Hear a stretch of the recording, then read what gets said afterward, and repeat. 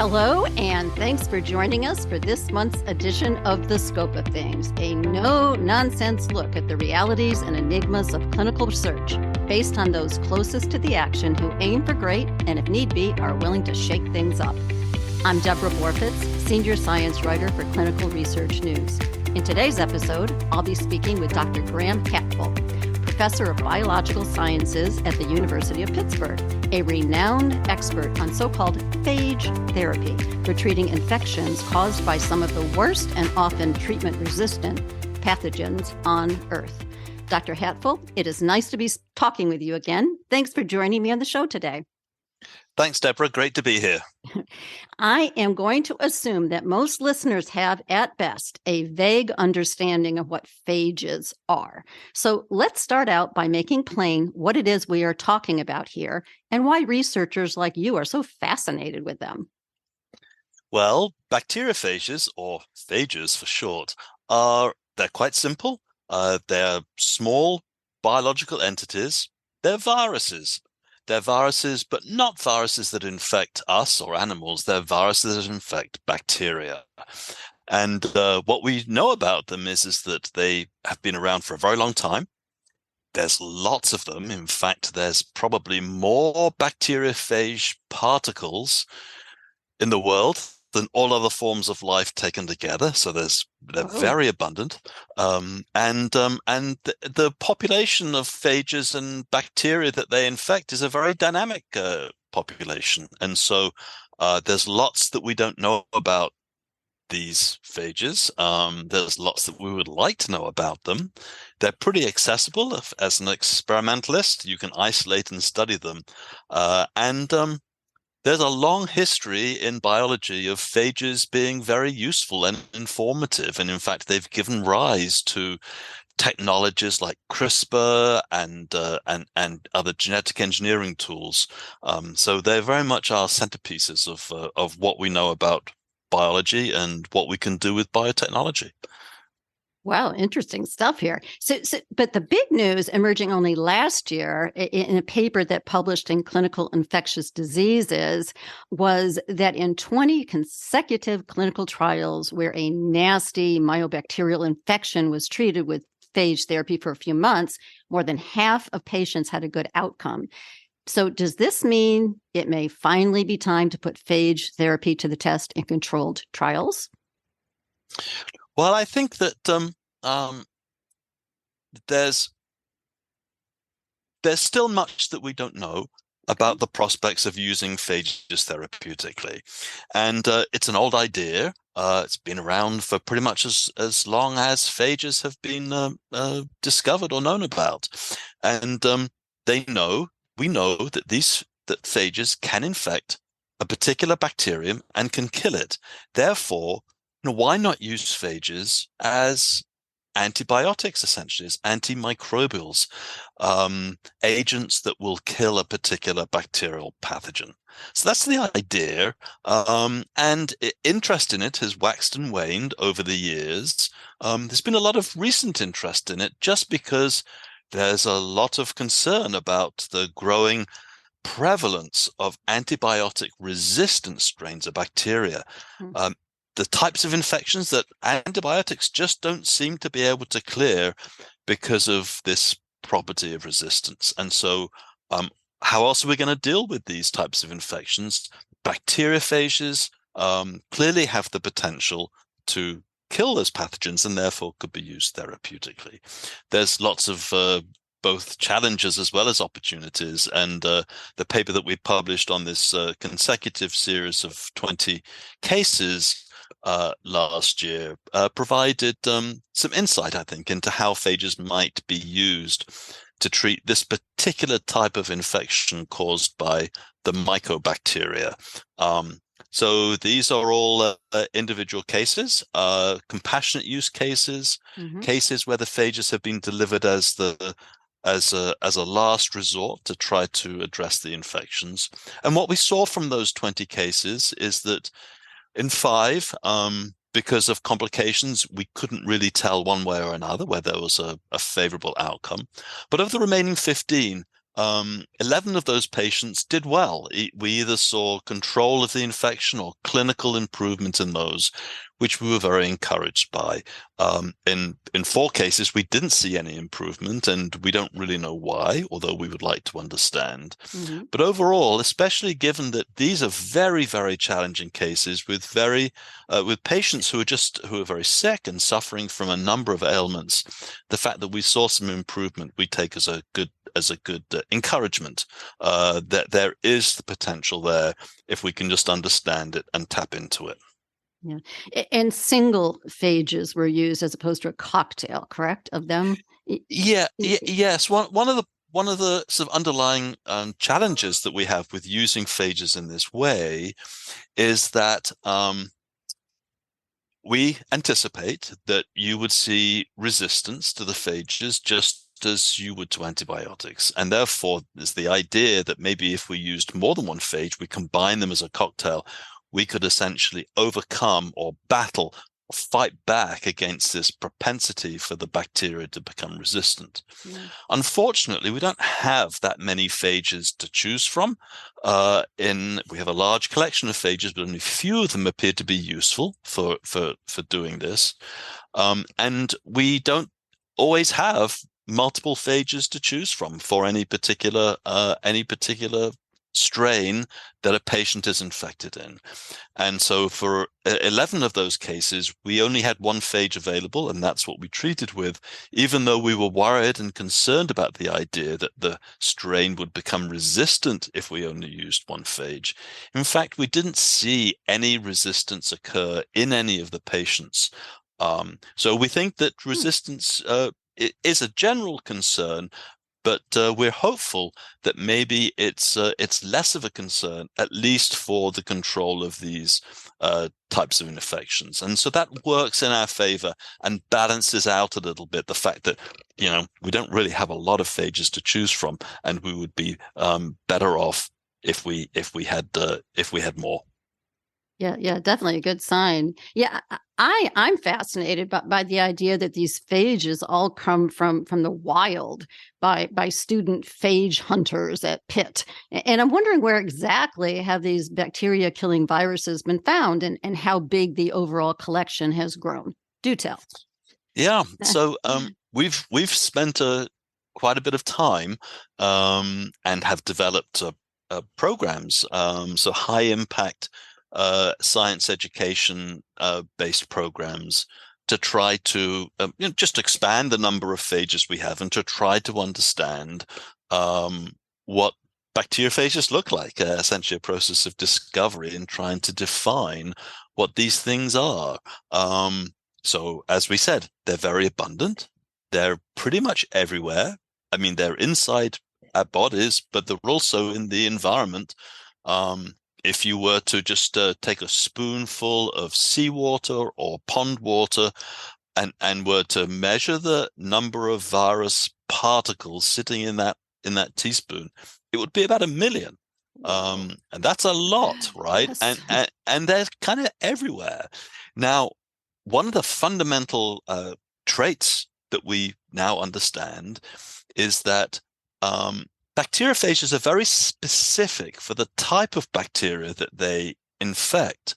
And so if you took a favorite bacterium, let's say it might be E. coli, a favorite bacterium that is used in laboratory studies a lot, and took your 1 ml or your teaspoonful of seawater, very few of those million particles in there might infect E. coli because they probably infect other and different types of the gazillions of different types of bacteria there are in the environment. Yeah. So the trick in isolating phages is to figure out what type of bacterium you want to use and then focus on isolating phages that can infect that particular type of bacterium. And so one of our favorites is a bacterium with a delightful name, Mycobacterium smegmatis. Mm-hmm. It's a relatively easy bacterium to grow in the lab. And so if you just dig up some soil or some compost and do a very simple extraction with some water and some buffers, and then mix that with the bacteria. You can, with high probability, find one or more phages in there that can infect that strain, and simple lab assays using Petri dishes and agar media can show you that you have a phage that is present. And then so almost anybody can do that. If you're interested in discovering a new virus, you can go and do this quite simply. Because there's so many different phages out there, the chances of you finding a completely new one are very high. And so you can get to isolate the phage, you can get to name the phage, and then you can get to study it. And this is what we have students doing. Many students, especially in the largest of the programs called the so-called Phages program, that's got nothing to do with oceans. It's the Science Education Alliance, Phage Hunters Advancing Genomics and Evolutionary Science. So it's an acronym. Since 2008, probably about 40,000 students, primarily in US colleges and universities and community colleges, mostly first-year undergraduate students, have isolated these phages. And in totality, something like 22,000 individual phages, I think, at this point. Wow. And then what we do is we sequence the genomes of the phages, and students get to analyze and predict where all the genes are.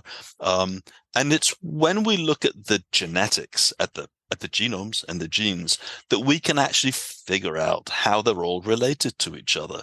So if you compare a couple of phages that you've isolated, they may have some genes in common, or they may have many genes in common, or they may have no genes in common. And of course, you can only find that out once you have the sequence information of the genomes. You can compare them, and then that becomes very apparent. And that's really helpful, because that also tells you about how phages are evolving. Where do new viruses come from? What are the origins of new viruses? How do they evolve? And we can learn a lot about this, and have learned a lot about this, from this student-oriented discovery of these bacteriophages. And in fact, phage discovery and understanding what the population of phages looks like is really the primary driver of much of the research that we do. It's just that this also fuels, and very importantly, fuels the utilities, the things that we can do with the phages, and of course using them to treat patients with similar types of infections is a really, I think, a productive outcome, and a development that is very motivating and stimulating, not only for us, but all of the students who are out there isolating the phages that can be used in this way. And is those the 36 phages that you've been in particular focusing on that are clinically useful? Is that correct? Yeah. So that's, it's because we talked about how we have thousands of these. And if we want to try to find the ones that are useful, then how do we do that? Because we need to whittle it down to a smaller number that's more manageable. And so what we know from the genomic analysis that I suggested that we've been doing intensively, we can think of sorting the phages into different sort of types with different types of genomes, and phages that are within a particular type are likely to behave very similarly. So you can whittle it down from thousands of phages down to a relatively small number, where we can take types or prototypes, if you like, of each of those and compare them. Now, over the years, we've been interested in the question of which of the phages in our collection not only infect that strain that we use for isolation with its delightful name Mycobacterium smegmatis, but we've also tested those to see which ones can also infect some other bacteria, especially a related bacterium called Mycobacterium tuberculosis. Mm. We're interested in that because it's the causative agent of human TB, a disease that afflicts many people in the world. And so we've been exploring that question. And we know from experimental analyses that many of the phages we have do not infect that strain, but we have a subset that do. And so that's what lets it whittle it down to a smaller number. And then that sort of focuses on the types and numbers of phages that we can use for treating other types of infections, especially those, as you mentioned earlier, Deborah, that are caused by another pathogen with another delightful name called Mycobacterium abscessus. Yeah. But this is the one that we've really focused on. It's the organism that infects a lot of patients and people with cystic fibrosis. And so that's a set of patients that we've had a particular focus on. And it's a very bad disease. And we're pleased that it appears as though we may have some utility of phages for treating those types of infections in that particular cohort of people. Wow, that's big. And today, I believe, not that you're going to necessarily be able to help them in all cases, but the physicians anywhere who have a patient with an intractable lung infection could conceivably call you up, email you to see if you might have a phage to try against the bacterial culprit. So are doctors breaking down your door for this purpose? Well, we've received a lot of messages Okay. since we published a paper 3 or so years ago on the first patient that we had attempted to treat with phages in this way, and I think that prompted some interest. And so yes, we've had inquiry probably since then, maybe 350 or more inquiries in total. Wow. And I think this is important because it emphasizes how great the problem is out there. I mean, these are physicians, doctors that are all contacting us because they have patients that are in the direst of circumstances. They've often been treated with antibiotics with many different regimens for months or years, usually many years. The antibiotics themselves are often not well tolerated. They're toxic. And so physicians are out of options, and I just don't have other ways in order to be able to try to resolve these infections in these patients. And so for each of these cases, when we are contacted, we usually are able to request that the physicians can have sent to us the actual bacterial isolate that the patient is infected with, and then we'll propagate that in the lab. We'll grow it. We'll do our microbiology, and do a screen where we take this subset of phages, which we think are our favorite phage candidates, and we'll test them to see which ones can infect a strain from any particular patient, and then hope that we can progress from there for those that we are successful to developing, preparing, and sending the phages for appropriate therapeutic use. The conundrum really is that we can't predict which phages are going to infect which particular strains. And in fact, many of the strains we can't find phages for at all yet, reflecting the fact that we have many phages in our collection, but we don't really have enough that have the ability to attack all of the pathogenic strains that people suffer from. And so there's a lot of variation in the strains. And so that's revealed another important area of biology that we need to have a much better understanding of. Why is it that patients that have the same kind of pathogen, the same kind of nasty bug, have different kind of variants of it?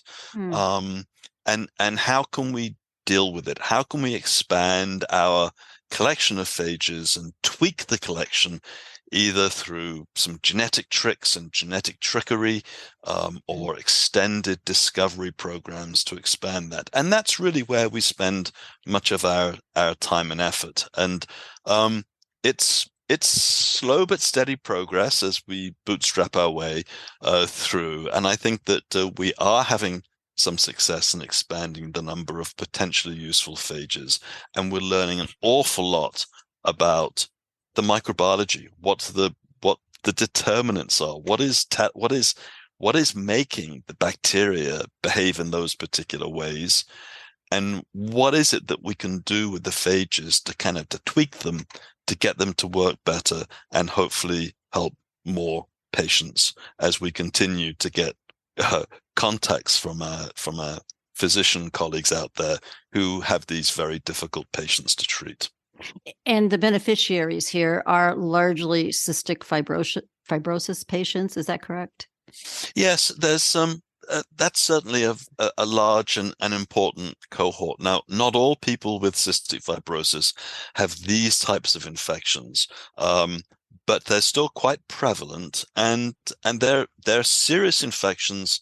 They can help to debilitate the patient, and often with patients with CF, when their lung function declines, which is often what happens, what they really need is a lung transplant. And these types of infections with this bacterium called Mycobacterium abscessus usually gives transplant surgeons and transplant centers a great pause at doing transplants in these patients, just because it's known that once you do the transplantation, and with all of the drugs, the immunosuppressive agents that are needed to support the new lungs without rejection, those infections can get even worse.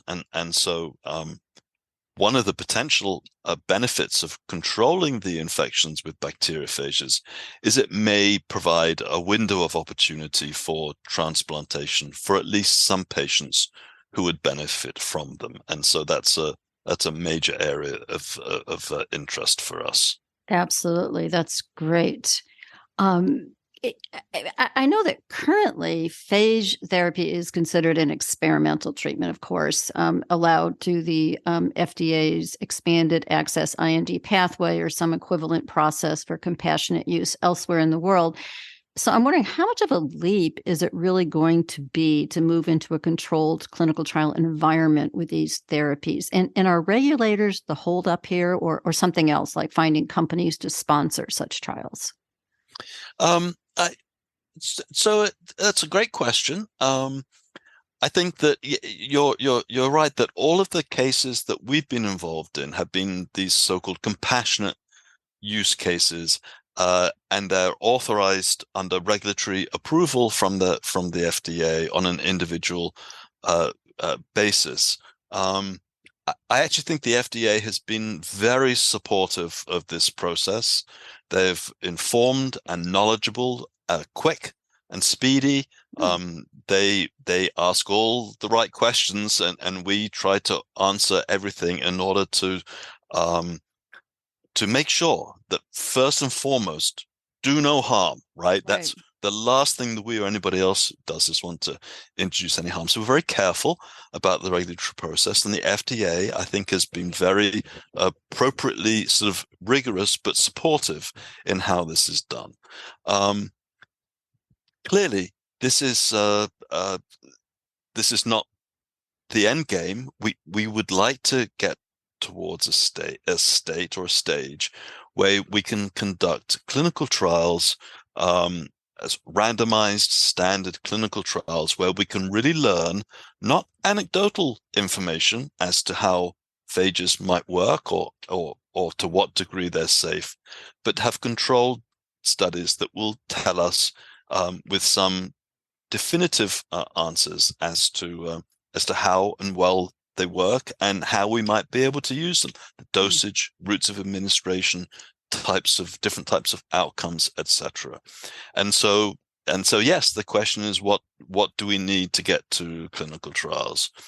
Well, we I think are close to having a small trial conducted for phages for these Mycobacterium infections For other types of infections, especially Pseudomonas, also another important pathogen in cystic fibrosis patients, there's some clinical trials already underway with those, and they're in progress, and these things take a while, but we'll know within a relatively short period of time what those data look like.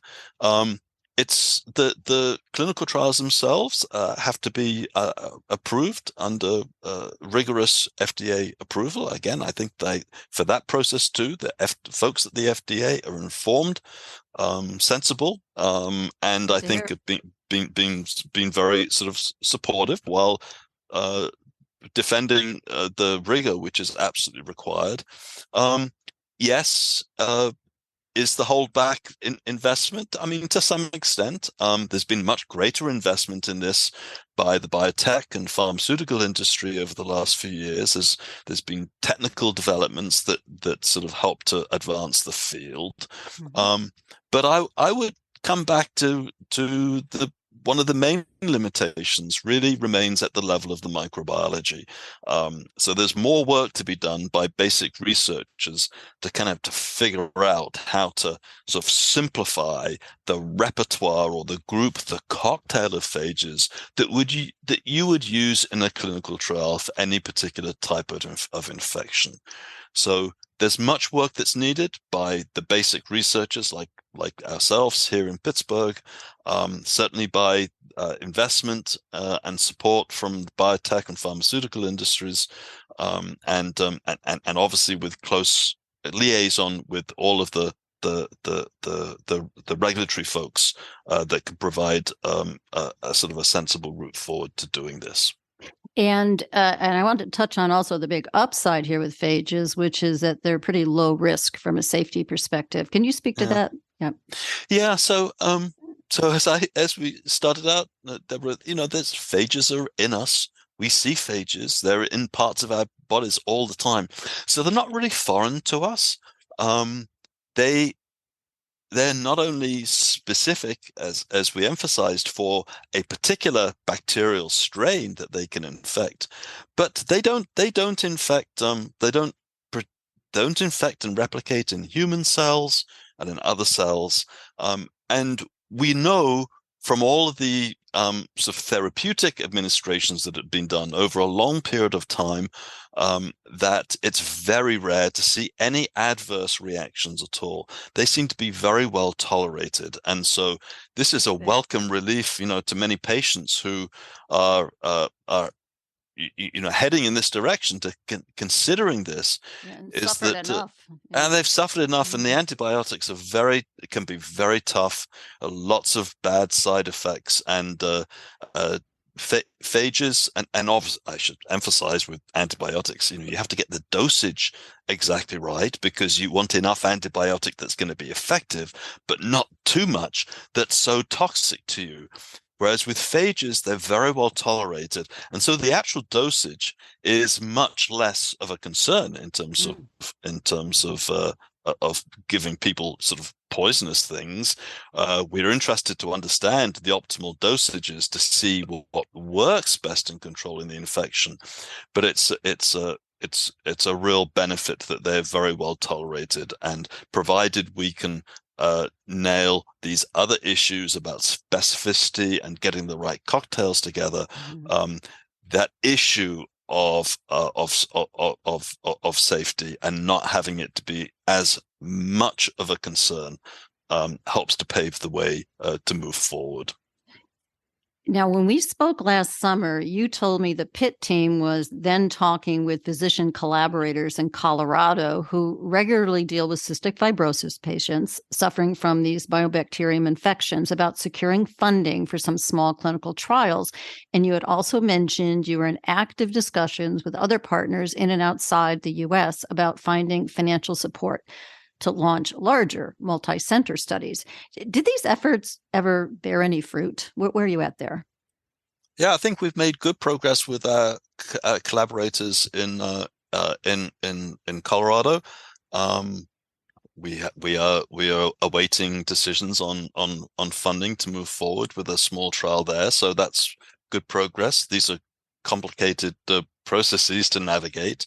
So we're very pleased with that. And we continue to have discussions with other people for other types of trials that could be conducted either here in the US or elsewhere.